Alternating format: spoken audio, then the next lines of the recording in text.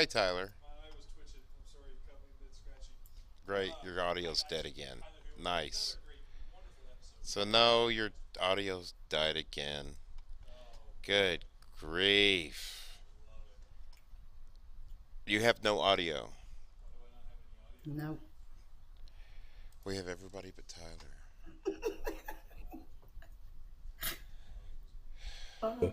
There we go. Go. Oh. Ah, back Yay! again. Back. All right, let's try this one more time before audio cuts out. I'm gonna sound like a broken record. Hi guys, Tyler here with another wonderful edition of Focus on Astrophotography. Today we got the wonderful Scotty Lass, Katie Hughes. I hope that's okay that I call you a Scotty Lass. So in Scottish. case you, the Scottish.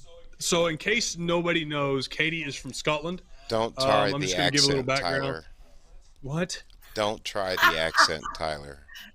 Okay, I can't with that right now. You can do whatever I Katie want. is from Scotland. We'll let her give a whole story here in a minute. She's a fellow astrophotographer. She's part of that wonderful group that we had on last week. We Are Stella. She's even got her own group there in Scotland, which I'll let her go over about. So, but first, let's get to know Katie and why she wanted to get into astrophotography. You know, how did she get to where she is now? So, Katie, take it away. Well, I've probably told this story about a million times now. I think I was about maybe 11 or 12, and my dad owned a set of binoculars and a handheld telescope. And one night, it was like a 70% moon or something like that. And I seen him outside in the garden and I said, "What are you doing, Dad?" And he says, "I'm looking at the craters on the moon." And I thought, yeah, right. But he took me aside, honestly, he took me aside, gave me the telescope and guided me up, and I could literally see the craters on the moon. And Nice. a little while later, Orion had come up and he showed me the Orion Nebula, and that was me. I was hooked. Wow, what am I looking at here? But there was also, the side to it. Well, while my siblings were going to bed, even the older one, I got to stay up late because it's the only time you can do any viewing and observing. So Yeah, you took it worked. Dad's interest. So, yeah, Yeah, I it get was it. a win-win I totally get it. situation.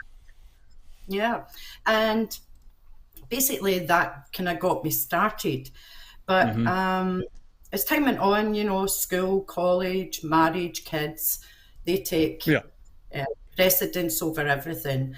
And it wasn't until about 6 years ago, I damaged my back and Oof.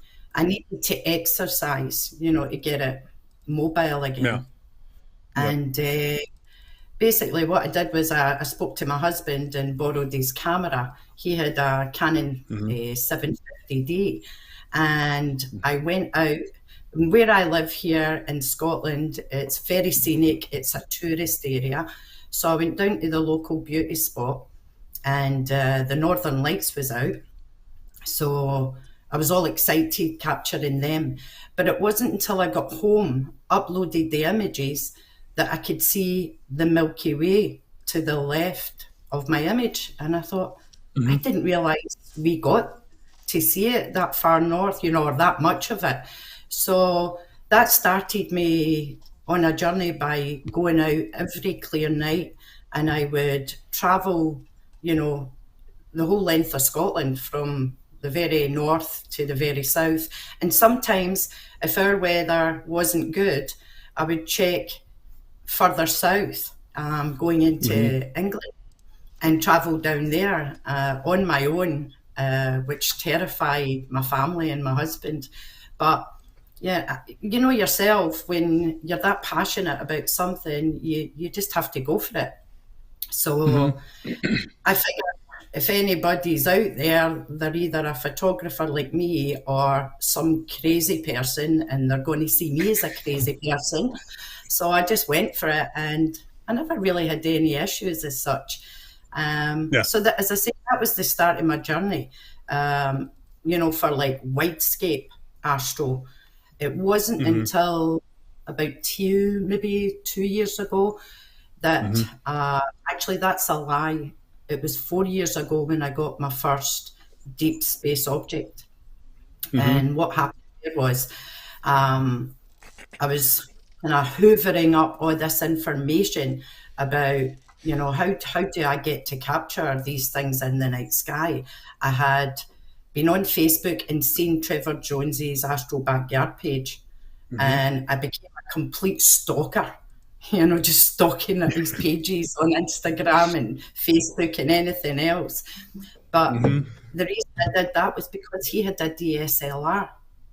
He wasn't using a dedicated astro camera. So that excited me because I thought, right, I've got the DSLR, I've got a zoom lens, I've got, the remote shutter cable. So I went out and I thought, I'm going to try this. And I pointed up at the Orion Nebula, and I'm a general photographer. I do weddings and portraits. So I thought, I've got all my set up. And when I seen the back of my screen, my stars were all trailing, and I thought, what's going on here? I had like the camera running for 10 seconds, which I would normally do for Milky Way between 10 and 20 seconds to get the detail and the brightness out. But nope, this just wasn't working for me.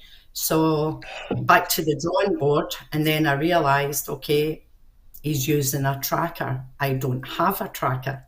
What can I do? So I adjusted my shutter speed down to 5 seconds, and I still had star trails. And I just kept lowering it until I could actually see a sharp star. And basically, I was down to 1 second shots, and I took about maybe 200, loaded it up, and then I thought, now what do I do? I knew nothing about stacking, so I had to go and find out that. And once I did that, I produced a beautiful red blob. That's the way I've always described it. I've still kept the image to this day to keep me humble. It's just a red blob, but I got excited because I knew that it was the Orion Nebula and the color was there. I just didn't have a tracker. So that was next on my list. I had to go and buy a tracker. And that was me for the next 2 years, going out shooting the Orion Nebula, like anything that I thought I could get from my backyard. And I loved every second of it. But now I've fallen down the rabbit hole like many people do, buying equipment and, like selling a kidney and to accommodate for it. So I've got a great wee rig set up now. So I'm really happy with what I've got at present, Good. So there you go. So how did you find it? I mean, you said you had a camera background. You did portraits and weddings. So yes. How did you know that you needed to adjust your shutter speed? Did you follow the, I'm going to butcher this, I call it the photo triangle, where you can adjust the photo. Okay, so that's how you learned, was by the triangle, because of your many years of being a photographer. You knew that you had to adjust your shutter speed to get the nice crisp sharp stars without a tracker. Yep. So that's good. I mean, what was the other struggle that you had to learn and figure out not really quickly, but just along the journey itself, just using DSLR, other than the fact that you needed a tracker to get nice pinpoint stars? Well, where I live, there's it's a tourist area, so we normally have a lot of areas with dark sky, but where I am, there's a lot of hotels and things like that. So light pollution was an issue for me, especially if I was doing wide field and wanting, like the local mountain in the background. So I knew how to shoot pictures during the day, and because of going out and catching the northern lights, everything has to be in manual. You can't do it because your lens is just going to keep searching and zooming in and out looking for, light. And then you have to adjust, obviously, for longer exposures to bring in that light. So I knew about the triangle, and I knew that if I had my wide angle lens with a wide aperture of 2.8, it was a case of, right, I can only go, it was a Takina 11 to 16 millimeter that I still use to this day. So I knew that we'd go between, say, 20 and 22 seconds. But anything over that, my stars would start becoming elongated. Yeah. So it helped with the fact that I did have that bit of knowledge. But there was people that I met, and they had no idea whatsoever. They were going out saying, I want to shoot the Northern Lights, but what do I do? And they were coming out with point and shoot cameras, and I'm like, you'll be lucky if you get a nice clear picture. But there you go. So so Ben, oh Lord, I'm not even going to try to pronounce that last name. We haven't gone over the telescope yet. We'll let Miss Katie talk about what telescope she has, because I know she's got more equipment than just a DSLR for sure. I'm just wanting to get the whole experience of how Katie became to be Katie that she is now. Okay. So you go ahead. Okay. Well, as I say, I started off with the tracker, the DSLR, and the zoom lens, and then I wanted to upgrade, so I bought the Red Cat 51 when it came out, and that allowed me to zoom even further.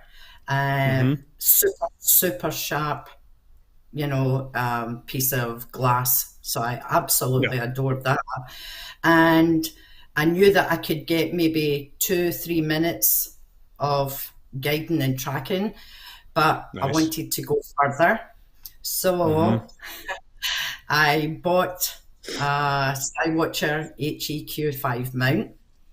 I was originally going to go for the 6, but I'm a small person, and it took me all my time to lift the Q5, let alone the 6. That 6 is heavy. Even for me, that 6 is heavy. It is really heavy. There's no way I could do that without damaging my back again. So I stick with the HEQ5.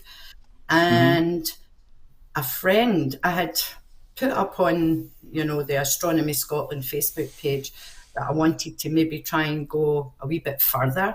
What would be the best telescope for somebody starting out with a mount and things like that. And one of the top gurus on the page said to me, I have a Skywatcher 72 ED if you want to borrow it. And I says, that would be great. So I went and picked it up, came home and tried to set it up with, I have a modified Canon 450D, just an old piss. Yeah, oldie and goldie. Yeah. But it's a wee workhorse. It's absolutely fantastic. It's never let me down. And it was Astro modified. So I thought, right, okay, hooked that up and started shooting. And the images I was getting back was just wow. It was like so Astro much modified sharper. cameras. Yeah, the Astro modified cameras give you a little bit more punch for sure. Yeah. Because you're removing that IR filter that's built into the actual sensor. It's not for the faint of heart if you decide to do it on your own, because I have big meat hooks as hands. I can't mess with those tiny screws. I'll break something more than likely, because that's what I do here at work. I literally, we were on another show, and Annie handed me a pair of binos. She's like, and Scott always recommends for a good quality test, do the twist test. I twisted too hard. I snapped off an eyepiece. Yeah, it's big brute. But yeah, if you're going to go with an Astro modded camera, which I went with, I had an Astro modded camera. I know you said it was the 450, which is that's the T3i, right? Is that the T3i version? KISS X3 or something like that in the States. I'm not sure. Yeah, but it's honestly it can be expensive. That's why some people, if you're on the cusp of you want to go up to the next level from either astro-mounted DSLRs to dedicated astronomy cameras, you kind of have to outweigh the pros and cons, because some of those services for astro-mounted cameras are very expensive. They're anywhere from a couple hundred to almost $1,000, because someone has to take their time with your equipment and take apart and everything else. And just removing the IR filter, some people don't want that. They want that full spectrum. They want a piece of glass back in front of it.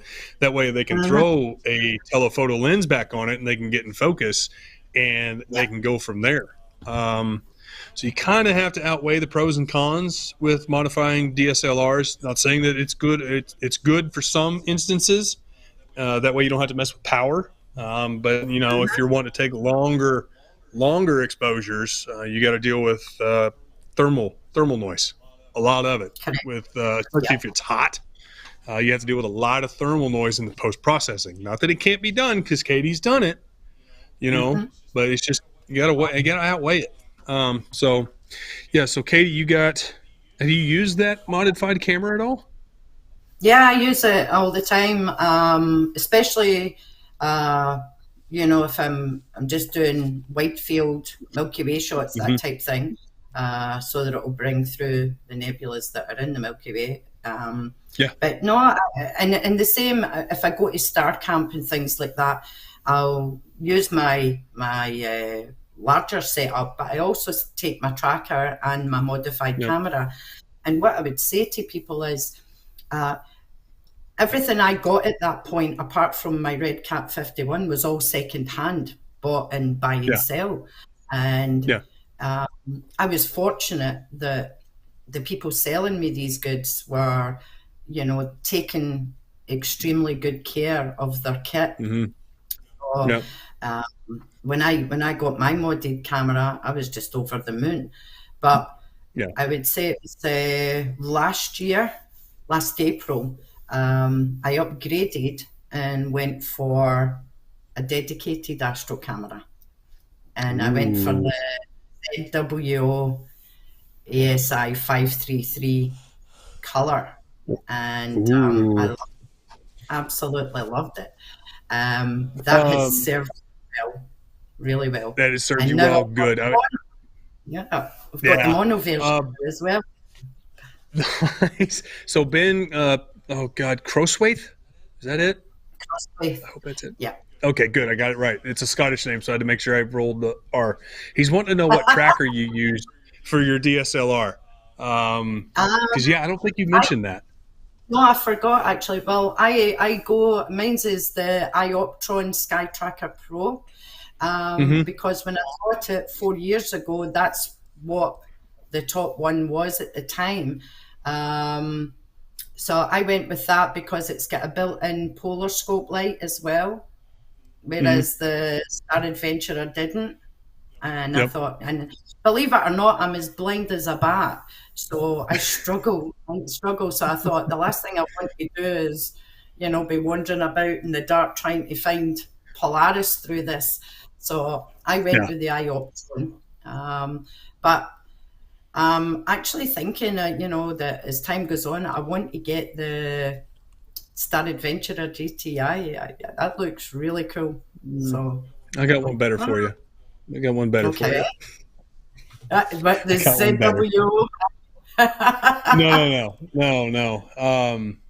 I mean, I don't want to knock anybody's product, but we can definitely I can walk you through the Explore Scientific iXOS 100, because it offers just in my opinion, a tiny bit more. It was mainly built for imaging or visual astronomers, but I haven't done enough research on the GTI. Is it just the RA that moves on the GTI, or is it an RA and a deck? No, it's a go-to. Okay, so then it's the same. Yeah. It's basically exactly the same. I'm a fan of black. I like black. I don't know. I mean, it all looks the same in the dark anyway, to be honest. Hi, Beatrice. How are you? So there was one question from Pekka. I'll wait for Paul to possibly find it, but we'll continue until he finds it, and then we'll go from there. Okay. You got the 500, the 533 one-shot color, which is a great camera. Up there it is. There's the question. I got to hover over. So Pekka has a fully modified Canon 600D where the sensor is totally naked, so I'm assuming he's got full spectrum. Yep. He has some big issues when using an SCT 8-inch with bleeding stars. Tried a UV IR cut filter, but to no avail. So I'm assuming he's talking about the corners, possibly. Yeah, he's talking about chromatic aberration, maybe. I don't. Pekka, can you clarify what you mean by bleeding stars? You talking about the corners of the frame? A little bit more clarification would help, bud. So he's no filters. Oh, that's another one. Okay, so you got the 533. You said you had a Red Cat 51. You have the Ioptron tracker. You have an HEQ 5. Have you used the 533 yet? And the other thing. The color one, yes, I've been using that for the past year. That was never off the Red Cat or the 72 ED. And I use an Optolong L enhanced filter as well with it when shooting nebula. And I was recently gifted the mono version of the 533. So I've got that now. I've got a full set of filters, but it's a case of I've never shot in mono, so it's easy. I've promised everyone that once we're getting dark nights back in about a month's time, and I'm going to set up the rig, make sure everything's up and running, and I'm going to maybe give it a try and hope that I can pull this off. So because I'm excited about trying mono. It's just that I've seen some people reviews saying, oh, I had the mono but I couldn't take to it, so I've gone back to one shot color.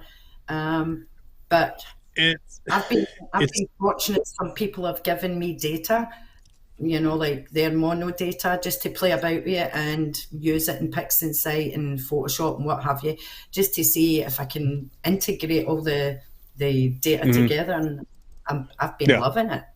So I hope I can do it. It's honestly, it's stepped up the game for me. Granted, I still have one-shot color cameras, but I only mainly use those if I'm wanting to shoot something and the moon's up. That's it. Other than that, I am straight monochrome cameras.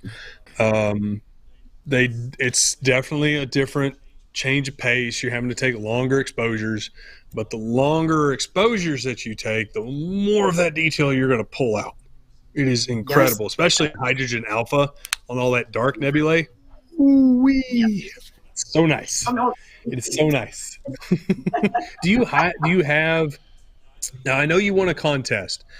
Sean Nielsen, who's been on the show before, he had a contest. What was it, a couple months back? But it was for just an LRGB set, correct? Do you have the SHO as well, or just the LRGB? No, I've got the SHO as well now. I just purchased them 2 months ago, maybe about 6 weeks ago, and I've bought them from one of the members on Astronomy Scotland. So, and I know that Nick babysits and babies his equipment, so I know that the product he's given me is crystal clear, not a mark on them. So nice. I'm excited. So that's me. I've got the full set. What I need to do is purchase the actual filter wheel. I need to pick one of them up so I can fit everything in. So yeah. A good 7x2 will help. Tyler, further down that rabbit hole. You'll never get out. You'll never ever get out. Probably no, pal. I will probably die in the hole. Yeah, I will. So what kind of targets do you like to shoot mainly? Do you like to shoot nebulae, dark nebulae, bright objects, galaxies, planets? Or are you kind of an all-around kind of shooter? I try. To be honest, I haven't even ventured into the planet side of things. It's always been nebulae and galaxies. And I am attracted to dark nebulae. So this is something I want to try. I want to try my hand at that. Everybody that knows me knows that the past 18 months, I have tried over and over and over again to capture the Witchhead Nebula, and it just wasn't happening for me. Cloud would come in or something would happen, and I just could never get it. And then me and the two girls, Amber and Helena, Scott's Lastro, we went down, plugging them. We went down to Helena's, which is like a bottle 2 sky. Oh, and nice. We rented a farmhouse for the weekend. So we all set up our rigged, and it was just all trackers and DSLRs, modified DSLRs. And I took a wide field shot of the Orion constellation. And once that was processed, you could see the Horsehead, you could see the Flame, you could see Orion Nebula, you could see the Witchhead. So that was me. I was like jumping up and down with joy. I'm like, yeah, nice. Finally. But I'm a huge Marvel fan, and Thor's my favorite. So I want to capture Thor. I want to do the. So that's next on my list. Nice. Yeah, LRGB on the Thor's helmet is amazing. It is honestly amazing. That's the only cool. thing is, Tyler, on the Red Cat are 72 dates that side. We'll have to get you a bigger scope then. That's what we're going to have to do. Yep. We have to get you something that has some reach. That's what we're going to have to do. So you mentioned a group called Scottish Lass. What is that? Okay, Scott's Lastro is myself, Amber, and Helena, and us 3 girls. We meet up quite regular, and now Helena's a 3-hour drive away, so it's quite a distance, and we do meet up, and we decided let's make our own Instagram page and let's show everybody when we're out and about and what we get up to, and if anybody needs any help, questions, because we've got a wide knowledge base between the 3 of us, and it was basically to record our excursions, just for our memories. And we decided that we would go live one day, and it was one afternoon, and it was pretty awesome how many people logged in to watch and ask questions. So we had a good laugh, and as I say, there's no holds barred. We just go on and we put up stupid silly images and have a I think I saw a mustache on. Did you guys wear mustaches? That's a given. Every time we have a chat, we automatically put the mustache filter on, and what started as something just silly and fun has now become so normal to us that we don't even realize that we've got them on. So I think I found the page. I want to do this, and I think everybody can see my page. It should. Waiting. Can you see it, Paul? No. You can't see my screen share? Nope. Darn it. Dagnabbit. Hang on a second. Hang on. I was wanting to show the web page. Darn nabbit. And anybody should join that. Okay. Good. So this is what you were talking F11. about. F11. Bink. There we go. All right. So this is Scott Lass Astro. What was it again? Scott's Lastro. Scott's Lastro. Yeah, Scott's Lastro. Basically, it's Scotland cut down to Scots because we are Scots, and the Scottish word for woman or girl is lass or lassies. So we put in Scott's last row, just for the heck of it. And as I say, we have good banter with everybody. I mean, there's Helena with a moustache, and that was 2 weeks ago. Y'all are crazy. As I say, that's gorgeous. We take the Mickey out. Yeah. That's Nico cool. Carver. That's his data, and he gave us all the data to play with it, to see what we could do. It was a challenge that he put up, and that was my version of it. That is hilarious. And that's where I live. That's on my back door. That's Loch Wow. Lomond. That's your back door? Yeah, what we call the back door. It's literally a 60-second drive from the corner. It's Loch Lomond. It's 26 miles long, so we've got some magnificent scenery. And Nico Carver was here visiting just recently, and we all met up. So that was brilliant. That is amazing. Oh, there's the witch's head. Yeah, there's the image. So that's what what you're talking about. Yes, and that was that's with the Red Cap 51. That is such a great little camera, great little telescope. Now, granted, you shot this with the 533, or did you use the DSLR?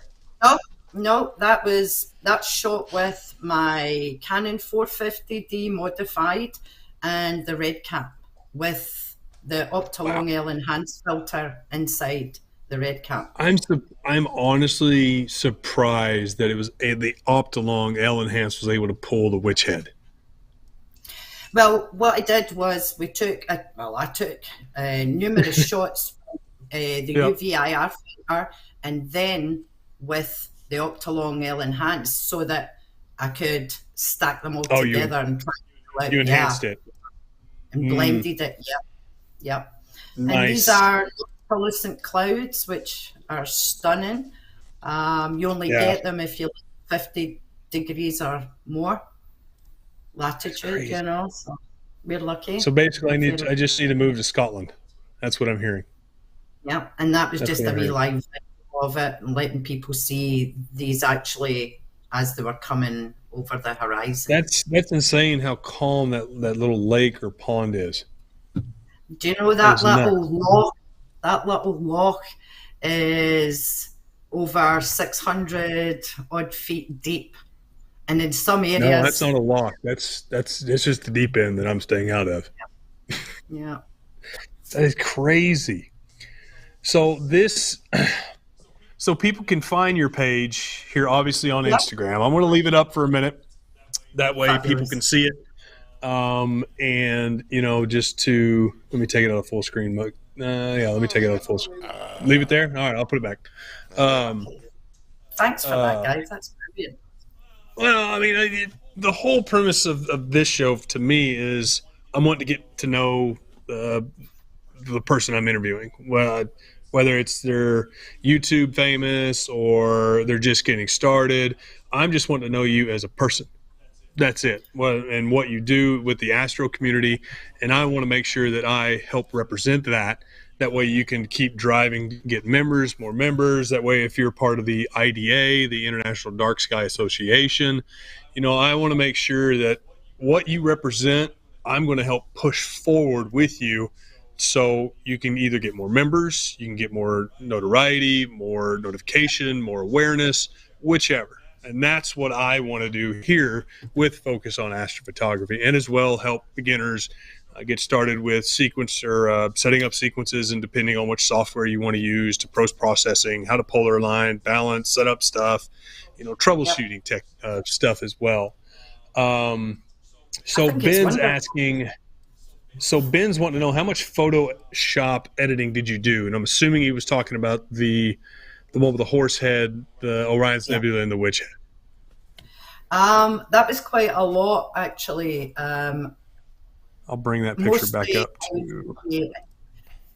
I had only just started playing about with pics and sight. It was a lot of information to take in. So basically what I did was just do the stretch in pics and sight and play with the curves, and then put it over Photoshop. And I spent maybe a couple of hours in Photoshop, because as you can see, the stars are kind of bloated. And that does happen when you're doing these long exposures. So I thought, you know what, I'm not going to take them out.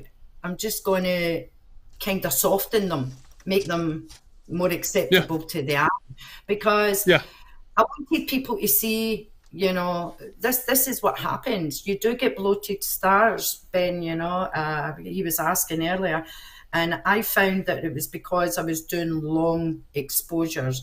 Whereas if you cut your time down, you might not get so much bloating. But you would just have to take more and more subs. You would just have to take more images. But I was just excited. I just wanted the witch head, Oh, yeah. So David McLean says that Rick, I'm assuming Rick Marshall, he actually visited Scotland 2 weeks ago. And their meetup was last Friday. Been friends since 2014. Bit Video Astronomy Forum. Yeah, Rick's great with the EAA. I love Rick when he brings out all of his. He's got I believe it's a 9 1/4 SET. He just throws a camera on it, and he just big giant white screen. You can see Jupiter like it's right in front of your face. Rick is amazing at when he does that.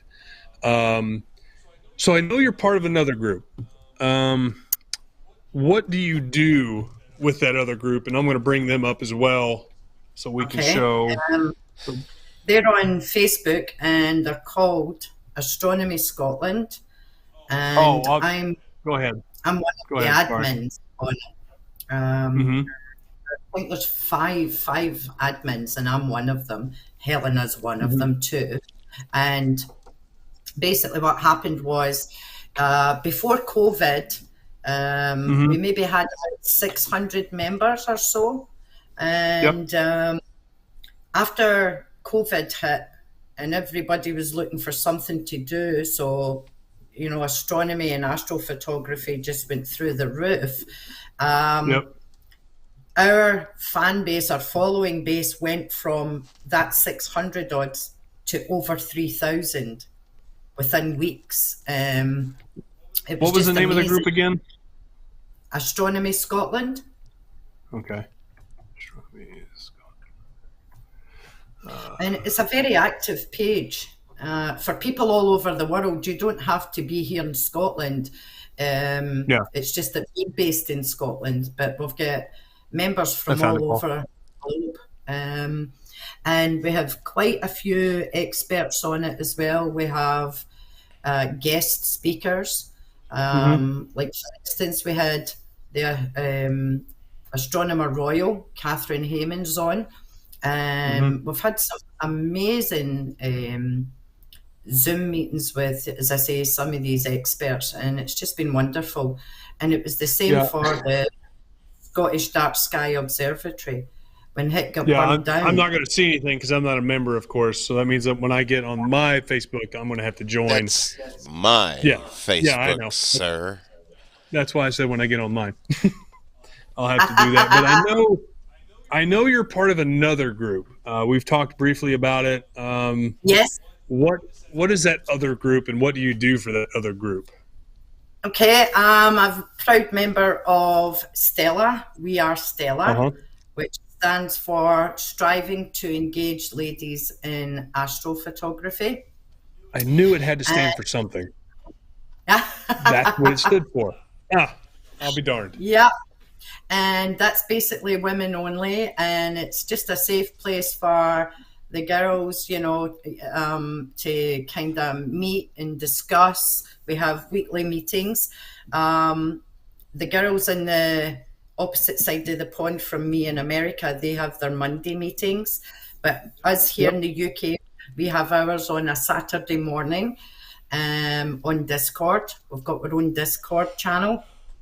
And, it's a case of just sharing our images, discussing, any issues we may have with equipment, or if a new member comes on, to make them feel welcome, and try and help them from basically starting from the very beginning and building their confidence and portfolio up. So there's a lot in it, and they have some fantastic guest speakers as well, and giveaways and things like that. So yeah, it's a wonderful group. That's crazy. Is this is done by a 15-year-old Brazilian astrophotographer named wow. Olga Wismay. That is insane. And she did it in a rural area near South Paulo. Sao Paulo. Yeah, and she was 13 when she took it. That's nuts.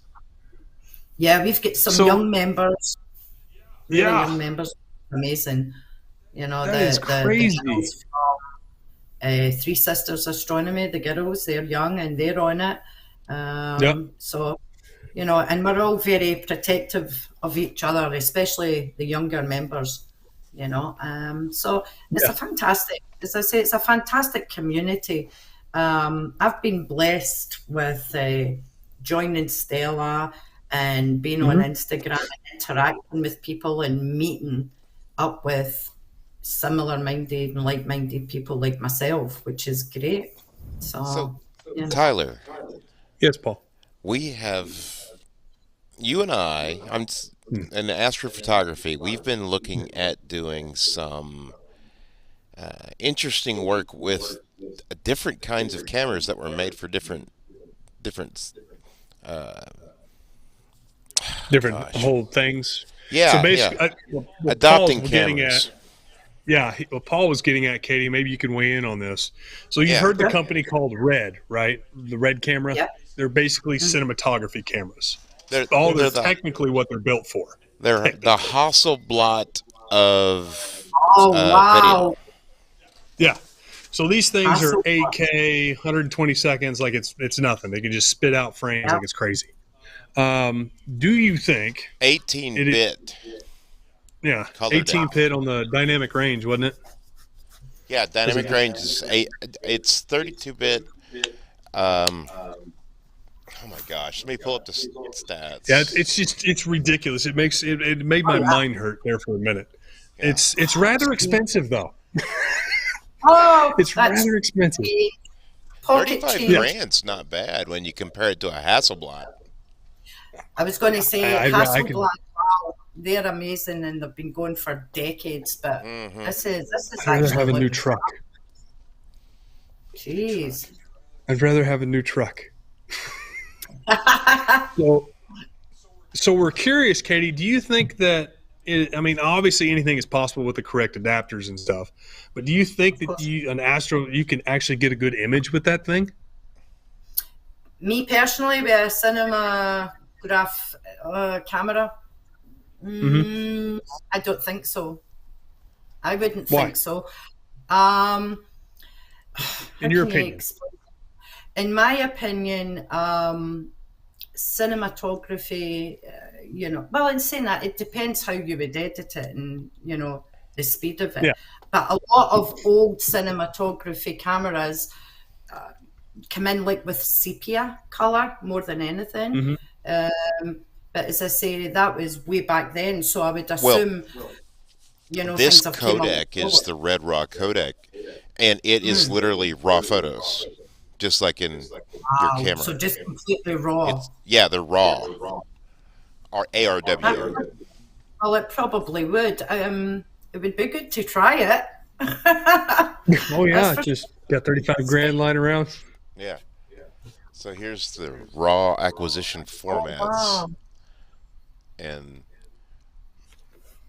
you can go down to 480 frames per second. That's still a 2K photo. But what mainly this camera or the cinematography camera is, it is able to pick up the lowest of low lights. And that's what astrophotographers try to do, is always, when I look at a DSLR, when I'm wanting to shoot astrophotography, I want something that's well adapted to low light capabilities. And that's this thing. Paul showed me a video. He called it the candlelight test, and it's literally just a guy in a room. Just, I don't know, we'll say a 10 by 10 room. It's just got candles lit in obvious, just different spots. It looked like he was lit up like a Christmas tree. He was perfectly lit, which was nuts. The effective pixels that you can use on this is 8,000 by 4,000. That's bigger than most DSLRs. That's bigger than all DSLRs. That is crazy. Bigger than every one of them. That is insane. Jesus. So, I reached out to Red Camera just to see if they had anybody. They're going to have the red or the infrared filter on it, on the sensor. Yeah. Well, that's something you're going to have to. It's not going to pick up infrared. Well, that's, again, like Katie mentioned before, is if I'm able to put it on a tracker and take long exposure, then I can edit. I can pull out that red. It'll take a picture of it. You'll see it. Depends on their filter, I guess.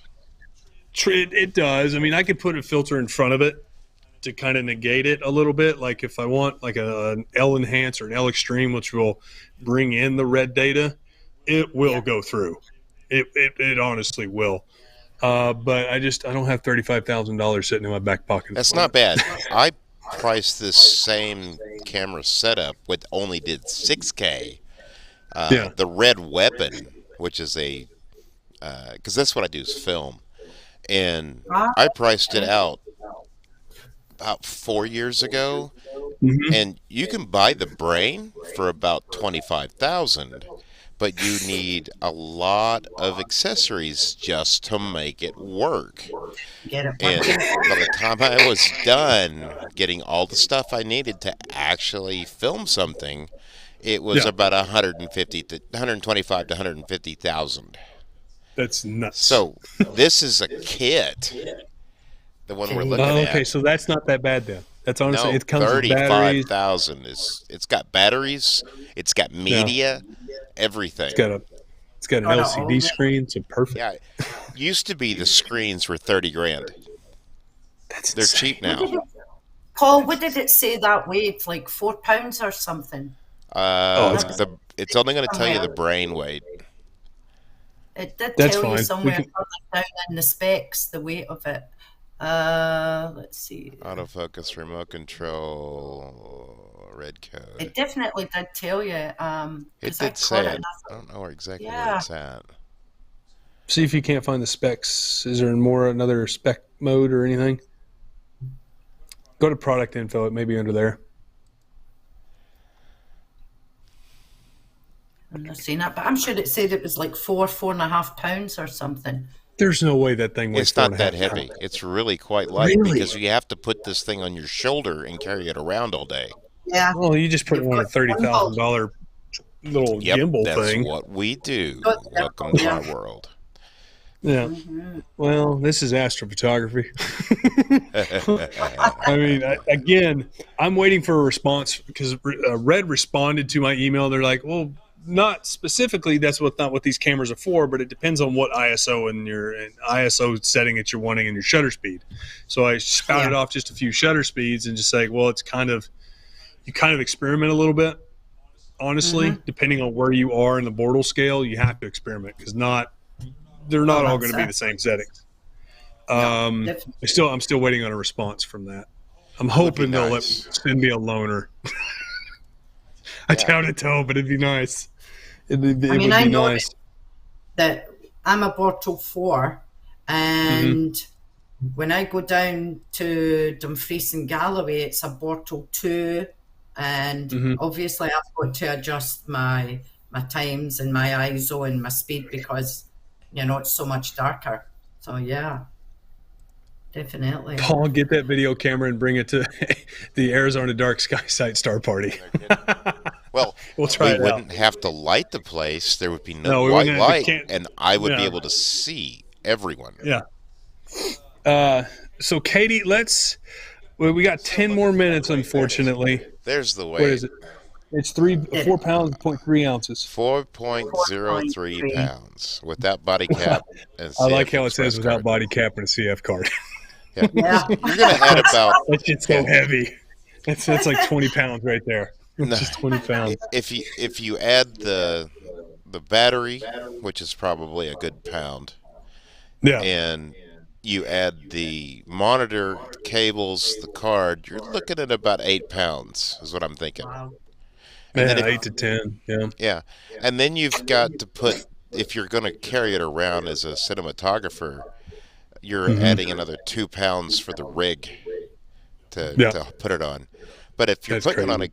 if you're putting on a telescope, I think you could do it. If it's Yeah. that's all you need is the brain, the battery, and the card. So you Yeah. made a pound and a half, 2 pounds with the brain, with the card and the battery. Body cap. Oh, the battery. Yeah. Yeah. Nuts. Wow. Absolutely That's. nuts. I'm waiting for a response. I mean, I doubt I'm going to get one, but it'd be nice, if they sent me an old junker that they just have that they send out to people to try out. Well, That'd be kind of neat. we could try it with the Scarlet. A Scarlet is the cameras that don't meet the tech specs for these things, Yeah. so they sell them as Scarlets. And Yeah, they just don't kind of quite work as well as the actual production. Most of the films that you've seen in the past 15 years were either on a red camera or a Panavision film camera or the Arri Alexa. This is the Hollywood camera that you've seen for most of everything you've ever looked at. Oh, so that's what Thor looks like. That's why he looks Yes. so good, is because of that camera. That camera, actually, they do use this in the Marvel films. This is So the there you go, cameras. Katie. If you want to just shine that over at your husband, it's like, yep, there's Thor. Yep, definitely. So we got just a couple more minutes. Do you have any advice, Katie, for, again, beginners that are getting into the hobby that that you struggle with, that just kind of give them any friendly advice, to keep the little engine that could just keep trucking and keep going, and eventually, as you can tell with your pictures, that it does pay off in the end. It really does. Yeah. Well, I would say to anybody that's just new and starting out, don't be intimidated by other people's images and saying, oh, I could never produce that and there's no way I could get that. You can get it.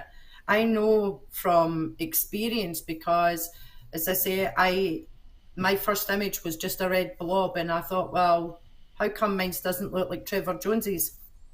Because as time goes on, you pick up the tips and tricks. And if you're starting out, don't be over eager. Set yourself goals and don't put yourself into debt to get these things. Try and go on buying sell websites. Try and see if anybody's, wanting to upgrade and sell their stuff. Or buying a $35,000 cinema camera. Yeah, like Don't jump down that deep end.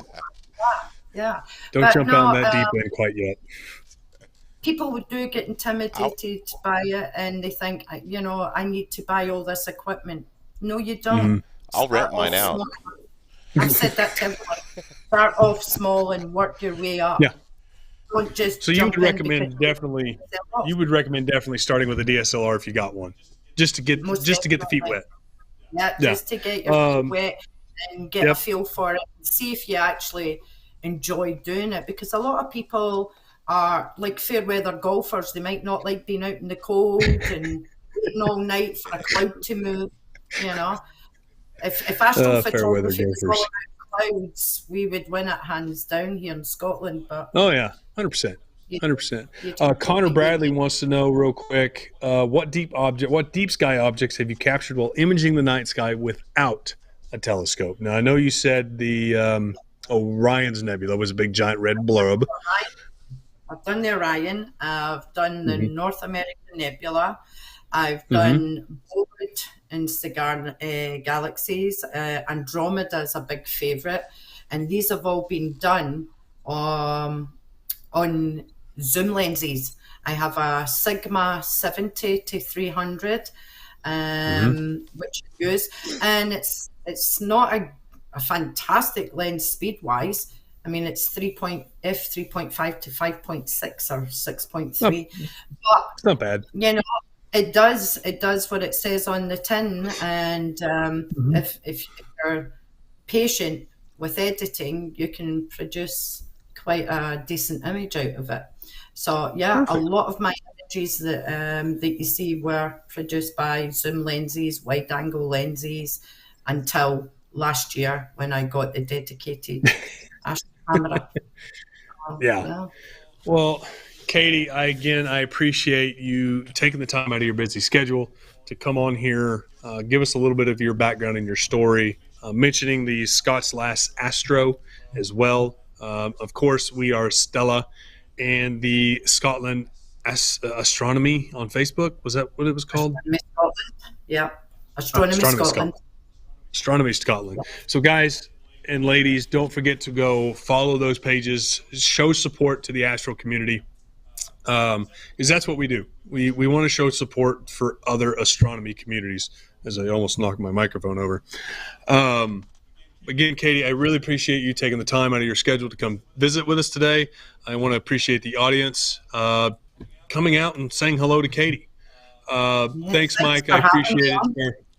Yeah, I really appreciate it. We're going to have I think we're going to have a final word from Scott. We're going to talk a little bit about the Arizona Dark Sky Star Party, just in case you aren't aware what it is. No, I'm sorry, Paul. Just like that. Shooting off the cuff here. It's what I do. Shoot off the cuff. Need to be on your toes. I don't even have it loaded. But that's fine. It won't take you long because you're that good at your job. You are amazing at it. See, you make me look good. 800 make me videos look great. That I have to go through right now. Yeah. You make me look amazing. I'm telling you. We did have to go through 5 or 6 different lenses to be able to find one that wouldn't crack. Yeah, it's true. And lights. Wow. We can't forget that the lights. He's went through 20 lights. Really has. He's had to put dampers on them and all sorts of stuff to kind of combat the. It's actually just CGI. It's not really Tyler. Well, whatever works, man. Whatever works. It works. It works. That's all I care about, as long as it works. I hope to have you on again later. Yeah, really I hope to have you on again later, because I'd like to come back and visit the, how you're getting along with the mono version of the 533, because I think you're going to like it. You're going to like it. Yeah. You're going to like it a lot. No. So excited. Yeah, I'm hoping to, if all does go well, I hope that I can get Helena on here too, and maybe the Amber or Amby. Yeah. Amber. Get her on here as well. Maybe we can do a dual partner, or both of them on at the same time. Just to try to get more different countries, get them more known. So like, hey, we got astrophotography over here as well.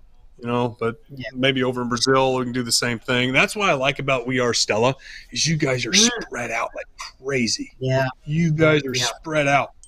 And if I can get, each country, continent, whichever, to come on once a week, that'd be great. It honestly would be. That way we can spread your message of We Are Stella and just hear your story. Well, Stella will definitely spread the word for you, and I'm sure you'll get, a lot of the girls coming back saying, they'd love to, because as you say, they're everywhere. They're all over the world.